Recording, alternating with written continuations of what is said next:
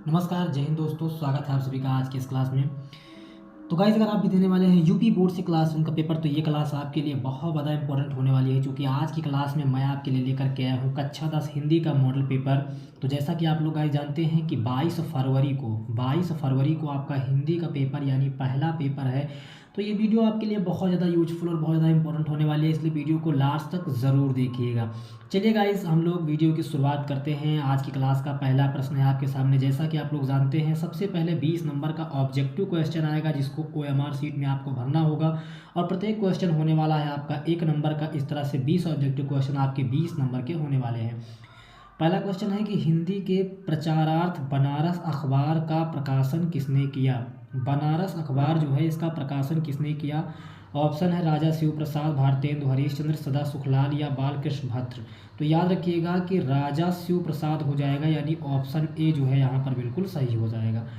इसके बाद दूसरा क्वेश्चन है कि हिंदी के साहित्योत्सिक के लेखक हैं। हिंदी के साहित्योत्सिक इतिहास लेखक कौन हैं। रामधारी सिंह दिनकर, आचार्य रामचंद्र मैथिली, शरणगुप्त या जयशंकर प्रसाद। तो याद रखिएगा आचार्य रामचंद्र शुक्ल जी होने वाले हैं, यानी ऑप्शन बी सही है। अगला है कि महाकवि भूषण की रचना कौन सी है। रेणुका है, चिदम्बरा है, दीपशिखा है या छत्रसाल दशक है।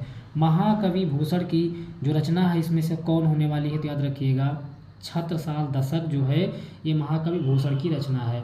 अगला क्वेश्चन आपका 4 नंबर है कि छायावाद की विशेषता क्या है। इन चारों में से कौन सी विशेषता है, यानी छायावाद ने सबसे ज़्यादा इम्पोर्टेंस किसको दिया है।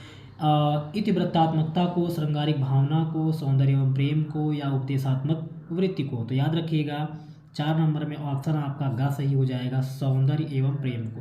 गाइस, वीडियो अच्छा लग रहा है तो जल्दी से वीडियो को एक लाइक करेंगे, और वीडियो पहली बार देख रहे हैं चैनल को सब्सक्राइब जरूर करेंगे, क्योंकि इस चैनल पर लगातार आपके बोर्ड एग्जाम की तैयारियां चल रही हैं।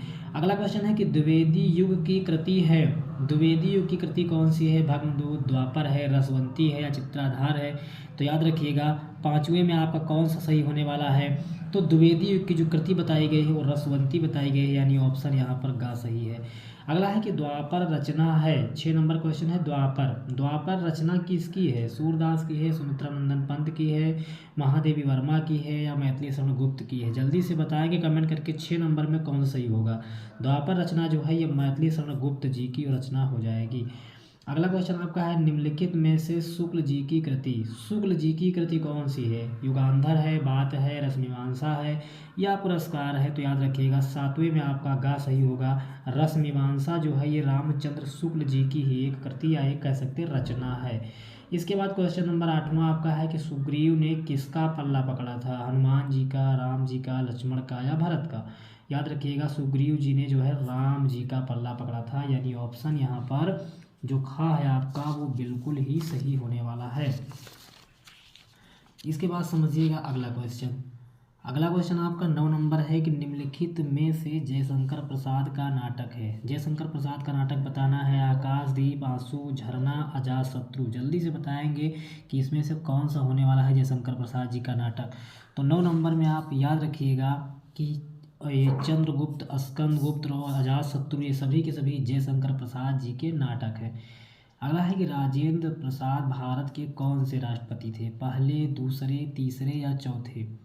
तो याद रखिएगा कि राजेंद्र प्रसाद भारत के पहले राष्ट्रपति थे। अगला है कि लोकगीत पाठ के लेखक कौन है। प्रेमचंद, विष्णु प्रभाकर, विनय महाजन या भगवत शरण उपाध्याय। लोकगीत के लेखक कौन होने वाले हैं, याद रखिएगा भगवत शरण उपाध्याय। गाइस, वीडियो अगर अच्छा लग रहा है तो जल्दी से वीडियो को एक लाइक जरूर करेंगे। अगला है सूरदास की मृत्यु कब हुई थी। तो याद रखिएगा 1583 ईस्वी में सूरदास जी की मृत्यु हुई थी। अगला है परशुराम ने सेवक किसे कहा है। परशुराम जी ने सेवक का दर्जा किसको दिया है। ठीक है, तो याद रखेंगे कि परशुराम जी ने सेवक का दर्जा किसे माना है। जो सम्मान करे, जो सम्मान करे लोगों का, वही सेवक है। अगला है कि रसखान, यहाँ रसखान होगा, रसवान लिख गया है। रसखान का वास्तविक नाम क्या है। रसखान का वास्तविक नाम पूछा गया है, तो याद रखिएगा सैयद इब्राहिम रसखान, इनका पूरा नाम है सैयद इब्राहिम रसखान। अगला क्वेश्चन आपका है कि कालिंदी किसका नाम है। कालिंदी जो है ये किसका नाम होने वाला है? तो कालिंदी इसमें से कौन सा या किसका नाम होगा, जल्दी से कमेंट बॉक्स में कमेंट करके बताएंगे। अगला है किसका बचपन का नाम गोसाई दत्त था? तो याद रखिएगा गोस्वामी तुलसीदास जी। गोस्वामी तुलसीदास जी के बचपन का नाम गोसाई दत्त था। इसके बाद अगला क्वेश्चन देखेंगे कि भाल जो है, भाल शब्द का अर्थ क्या है? भाल शब्द का अर्थ बताना है तो याद रखिएगा मस्तक हो जाएगा। भाल शब्द का अर्थ मस्तक है। 19 नंबर है कि निशाकर शब्द का पर्याय, पर्याय मतलब पर्यायवाची, सूर्य है, पृथ्वी है, ठीक है, या चंद्रमा है या आकाश है, जल्दी से बताएंगे। तो याद रखिएगा चंद्रमा हो जाएगा। इसके बाद है पुष्प किससे प्रार्थना करता है? पुष्प किससे प्रार्थना कर रहा है? तो परमात्मा हो जाएगा। इस तरह से 20 आपके ऑब्जेक्टिव क्वेश्चन हो गए। इस तरह से 20 आपके ऑब्जेक्टिव क्वेश्चन जो थे वो मैंने करवा दिए। इसके बाद लिखित क्वेश्चन, यानी जहाँ से आपका खंड बा शुरू होता है। अब खंड बा में कौन कौन से क्वेश्चन कैसे करने हैं चलिए समझते हैं। सबसे पहला क्वेश्चन आपका है कि निम्नलिखित गद्यांश पर आधारित प्रश्नों के उत्तर दीजिए। निम्नलिखित गद्यांश पर आधारित प्रश्नों के उत्तर दीजिए। एक पैराग्राफ आपको लिखा हुआ मिला है कि आज हम इसी निर्मल शुद्ध शीतल और स्वस्थ अमृत की तलाश में हैं और हमारी इच्छा अभिलाषा और प्रयत्न ये है कि वह उन सभी अलग अलग बहती हुई नदियों में अभी भी उसी तरह बहता रहे। तो इस पूरे पैराग्राफ को पढ़ेंगे। पूरे पैराग्राफ को जब पढ़ेंगे तब आपको ये पता चलेगा कि ये किस पार्ट का है। अच्छा, पूरा पैराग्राफ पढ़ने के बाद पहला क्वेश्चन नीचे देखिए लिखा हुआ है कि प्रस्तुत गद्यांश के पाठ और लेखक का नाम, जिसको हम लोग संदर्भ कहते हैं। तो पाठ की बात करें तो ये भारतीय संस्कृति नामक पाठ से लिया गया है, और लेखक की बात करें तो डॉक्टर राजेंद्र प्रसाद जो है इसके लेखक होने वाले हैं। संदर्भ कैसे निकला है वो मैं आपको बता दे रहा हूँ, ठीक है। देखिए, एक संदर्भ मैंने पहले से भी लिख रखा है, मैं उसके बारे में आपको बता देता हूँ। देखो, करना क्या होगा कि इसी तरह से आपको यहाँ पर संकेत डालना होगा। संकेत डालने के बाद में ये जो आज लिखा हुआ है सबसे शुरू का पॉइंट ना, आज, ये जो है यहाँ पर लिख देंगे, और लास्ट का पॉइंट जो है ये वाला रखेगा, ये यहाँ पर ला कर लिख देंगे, ठीक। उसके बाद संदर्भ लिखेंगे। फिर संदर्भ कैसे लिखेंगे कि प्रस्तुत गद्यांश हमारी पठित पाठ्य पुस्तक गद्य खंड में संकलित, ठीक है, गद्य खंड में संकलित। अब जहाँ ममता लिखा हुआ है यहाँ पर क्या लिख देंगे? भारतीय संस्कृति लिख देंगे, है ना, भारतीय संस्कृत लिख देंगे। भाई ये ममता भारतीय संस्कृत नामक पाठ से लिया गया है। फिर इसके लेखक कौन है? तो राजेंद्र प्रसाद। कौन है? राजेंद्र प्रसाद कर देंगे, ठीक है। ये दूसरा संदर्भ मैंने लिख रखा था इसलिए आपको इसी पर बता दे रहा हूँ। तो आपको कैसे लिखना है कि प्रस्तुत गद्यांश हमारी पठित पाठ्य पुस्तक गद्य खंड में संकलित भारतीय संस्कृत नामक पाठ से लिया गया है और इसके लेखक राजेंद्र प्रसाद जी हैं, ठीक है, हो गया। ऐसे ही आपको संदर्भ लिख देना है। संदर्भ लिखना मैंने कई बार बता रखा है इसलिए आज अलग से इसको नहीं बताया, ठीक है, क्योंकि कई बार संदर्भ लिखना हर वीडियो में लगभग बता रखा है, और संदर्भ लिखना तो आपको आता ही है, इसमें कोई बताने की या बड़ी बात नहीं है, ठीक। इसके बाद रेखांकित अंश की व्याख्या कीजिए। अब रेखांकित मतलब जिसके नीचे रेखा खींची गई है उसी की व्याख्या करनी है। जितने के नीचे रेखा खींची गई उतने की व्याख्या करनी है, ठीक। व्याख्या करने में हमने जैसा कि कई बार बताया होता क्या है कि जो लिखा है ना उसी को थोड़ा सा अपने शब्दों में लिखना होता है। जो लिखा है उसी को थोड़ा अपने भाषा में लिखना होता है, अलग से ज़्यादा कुछ नहीं लिखना है, ठीक। फिर उसके बाद में क्वेश्चन खंड जो सा है वो भी इसी में का है। फिर उसके बाद क्वेश्चन नंबर 22 आपका, या फिर कह सकते हैं अगला क्वेश्चन आपका आता है कि निम्नलिखित पद्यांश की संदर्भ सहित व्याख्या कीजिए। तो एक तो आता है गद्य से लिखने के लिए और एक आता है पद्य से, ठीक। पद्य से भी आपको संदर्भ लिखना है तो संदर्भ इसका भी ऐसे लिखेंगे। अच्छा, जहाँ गद्यांश लिखा था वहाँ पद्यांश लिख देंगे कि प्रस्तुत पद्यांश हमारी पठित पाठ्य पुस्तक पद्य खंड में संकलित। अब ये किस पाठ का है? तो धनुष भंग नामक पाठ से लिया गया है। इसके लेखक नहीं लिखेंगे, रचयिता लिखेंगे। इसके रचयिता गोस्वामी तुलसीदास जी हैं, ठीक है। गद्य में लेखक लिखना होता है और पद्य में रचयिता लिखना होता है। गद्य में गद्य खंड से संकलित है और पद्य में क्या लिखेंगे? पद्य खंड से संकलित है। इस बात को अच्छी तरीके से प्रॉपर तरीके से आप याद रखिएगा, ठीक है। इसमें बिल्कुल भी कंफ्यूज नहीं होना है कि गद्य लिखें या पद्य लिखें, लेखक या रचयिता, इसमें कंफ्यूज आप बिल्कुल भी नहीं होंगे। क्वेश्चन नंबर 23 आपका है कि निम्नलिखित संस्कृत गद्यांश का संदर्भ सहित हिंदी में अनुवाद कीजिए, ठीक है।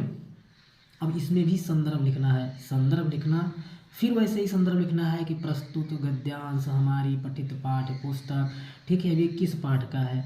प्रबुद्धो ग्रामीणः नामक पाठ का है ये। देखिए लिखा हुआ ना, नागरिकः बहुकालं यावत् अचिन्तयत् परं प्रहेलिकायाः उत्तरं दातुं समर्थं न अभवत्, ठीक है। प्रबुद्धो ग्रामीणः, ठीक है, ये उस पाठ से लिया गया है, ठीक, उस पाठ से लिया गया है। उसके बाद में इसका भी संदर्भ लिख देंगे कि हाँ, प्रस्तुत गद्यांश हमारी पठित पाठ्य पुस्तक हिंदी के संस्कृत खंड में संकलित प्रबुद्धो ग्रामीणा नामक पाठ से लिया गया है, ठीक है। लेखक से कोई मतलब नहीं है, क्योंकि लेखक वगैरह कुछ लिखना नहीं है। इसके बाद इसी में खंड जो खा आपका है, इसी में खंड खा है कि निम्नलिखित संस्कृत पद्यांश का संदर्भ सहित अनुवाद कीजिए। अब देखिए यहाँ पर लिखा हुआ है कि आपदो दूरगामी चासाक्षरो नाचा पंडिता अमुखा अस्फुटवक्ता नाया जानसः पंडिता, ठीक है। अब ये जो है ये लिया गया है प्रहेलिका नामक पाठ से। ये किस पाठ का है? प्रहेलिका नामक पाठ से, ठीक है। और अच्छा, इसका मैं आपको अर्थ भी अगर बता दूं इसका, कि नागरिका बहुकालम यावत अचिंतयत परम प्रहेलिकायाम उत्तरम दातुम समर्थम न अभवत, यानी जो नागरिक है वो बहुत देर तक सोचता रहा लेकिन फिर भी वह उसका उत्तर देने में समर्थ नहीं हुआ। अतः ग्रामीणा अवदत, अतः जो गांव का निवासी था या जो गांव वाला व्यक्ति था वो बोला, अवदत माने बोला, अहम अस्याः प्रहेलिकाया उत्तरम ना जाना, मैं इस पहेली का उत्तर ना जाना, मैं नहीं जानता हूँ। इदम श्रुत्वा ग्रामीणे अकथयत, ऐसा सुन करके जो ग्रामीण वाला व्यक्ति था वो बोला, क्या बोला कि यदि भवान उत्तरम ना जाना, अगर तुम उत्तर नहीं जानते हो, ताहिर ददात 10 रूप्य काश, तब तुमको मुझे 10 रुपये देना पड़ेगा।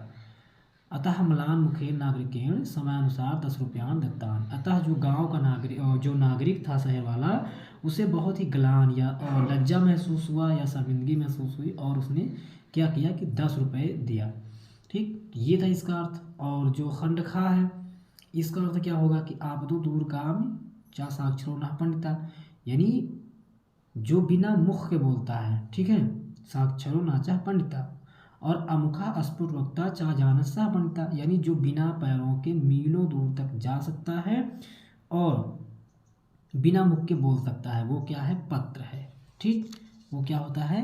पत्र होता है। इसके बाद समझिएगा अगला क्वेश्चन। अगला क्वेश्चन आपका 24 नंबर पर है कि निम्नलिखित लेखकों में से एक लेखक का जीवन परिचय। 3-4 लेखक दिए जाएंगे, संभवतः हर बार 3 लेखक का नाम दिया जाता है, एक लिखना होता है, ठीक है। तो जैसे कि गद्य में हमने कई बार बता रखा है कि गद्य से आप याद कर लेंगे जयशंकर प्रसाद, राजेंद्र प्रसाद और भारतेंदु हरीशचंद्र, या फिर जयशंकर प्रसाद, राजेंद्र प्रसाद, भगवत शरण उपाध्याय, कोई भी तीन आपको पढ़ लेना है, 3 में से एक आपको मिल जाएगा गद्य में। लेकिन एक बात को विशेष याद रखना, जिसका जीवन परिचय याद करना है उसकी रचना जरूर याद कर लेनी है, क्योंकि जिसका भी जीवन परिचय लिखने के लिए आता है उसकी 1 या 2 रचनाएं हमेशा लिखने को जरूर पूछता है, रचनाएं जरूर पूछेगा, ठीक है। फिर उसके बाद में निम्नलिखित कवियों में से एक कवि का जीवन परिचय, तो एक जीवन परिचय गद्य से आएगा और एक जीवन परिचय पद्य खंड से आएगा। पद्य खंड में कौन कौन से जीवन परिचय इंपॉर्टेंट हैं? तो सूरदास, तुलसीदास और बिहारी, सूर, तुलसी, बिहारी, 3 जीवन परिचय पद्य से पढ़ना है, 3 जीवन परिचय गद्य से पढ़ना है। बाकी का सारा जीवन परिचय आप छोड़ दीजिए, कुछ भी अतिरिक्त नहीं पढ़ना है, बाकी आप कुछ भी नहीं पढ़ेंगे, ठीक है। इसके बाद क्वेश्चन नंबर 25 की बात करें तो अपनी पाठ्य पुस्तक के कंठस्थ किया हुआ एक श्लोक लिखिए जो इस प्रश्न पत्र में ना आया हो। कई बार हमने कहा कि 2 से 3 श्लोक कम से कम आप याद कर लेंगे। एक श्लोक लिखने के लिए 2 नंबर का जरूर आता है बोर्ड एग्जाम में, 2-3 याद रखेंगे तो आपको इसका बेनिफिट ये होगा कि अगर जो आपको याद है मान लीजिए वो आपके प्रश्न पत्र में आ गया तो आप दूसरा लिख सकते हैं, क्योंकि जो प्रश्न पत्र में है उसको लिख दिया तो कोई नंबर मिलने वाला नहीं है, ठीक। फिर क्वेश्चन नंबर इसी में 25 नंबर में खंड खा है कि निम्नलिखित प्रश्नों में से किन्हीं 2 प्रश्नों के संस्कृत में उत्तर दीजिए। जो आपका संस्कृत खंड है उसी संस्कृत खंड में 2-3 प्रश्न आते हैं, उनके संस्कृत में उत्तर लिखने के लिए। जैसे लिखा है पुत्र मरणम मंगलम भवति, कहाँ मरना मंगल होता है, ठीक है। तो वाराणस्याम मरणम मंगलम भवति, वाराणसी में मरना मंगल होता है, ठीक है। पुरराजा का आसीत भारतीय संस्कृति कश अभ्युदायित। तो इस तरह से 2-3 प्रश्न आपको दिए जाएंगे, उसमें से 2 प्रश्न केवल आपको करना होगा। फिर क्वेश्चन नंबर 26 आपका है कि निम्नलिखित में से किन्हीं दो शब्दों के तत्सम रूप लिखिए। ठीक है, तत्सम और तद्भव ये जरूर आता है करने के लिए। जैसे अटारी, अटारी को हम क्या लिख सकते हैं, इसका तत्सम लिखेंगे तो हो जाएगा अट्टालिका। ठीक है, इसका ये तद्भव में लिखा हुआ है, इसका तत्सम लिखना है। तत्सम मतलब संस्कृत शब्द है, तो अटारी का अट्टालिका हो जाएगा।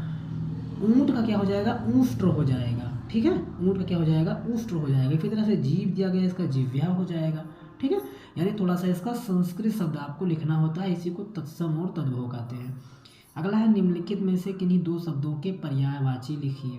ठीक है, अब जैसे चतुर है, नारी है, कमल है, ईश्वर है। नारी का लिखना है तो स्त्री हो गई, है ना, महिला हो गई, ये सब क्या है, नारी का पर्यायवाची है। इसी तरह से कमल का है, ईश्वर का है, मतलब 3-4 दिए रहेंगे जिसमें आपको 2 का याद होगा, 2-2 पर्यायवाची लिख देना है। ठीक है, कमल का हो गया पंकज, नीरज, सरोज, है ना, ये सब हो गया।